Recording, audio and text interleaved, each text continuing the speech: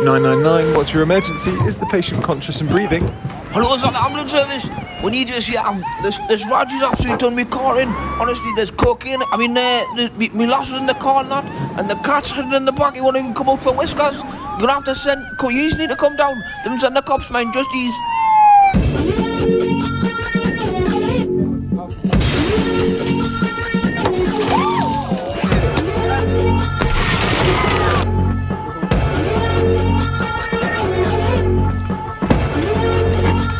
Turn out of the car.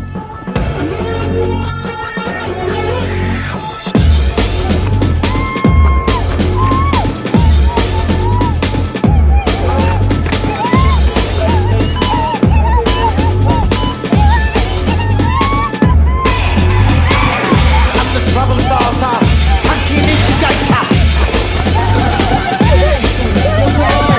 I'm the fear addicted, danger illustrated.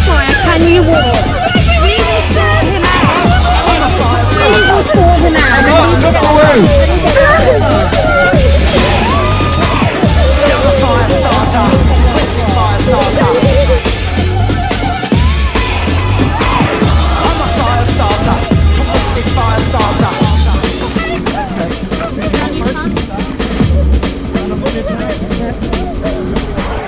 On the bitch you hated, filth infatuated. Yeah. On the plate you tasted, well intoxicated. I'm a fire starter, a twisted fire starter. I'm a fire starter, twisted fire starter.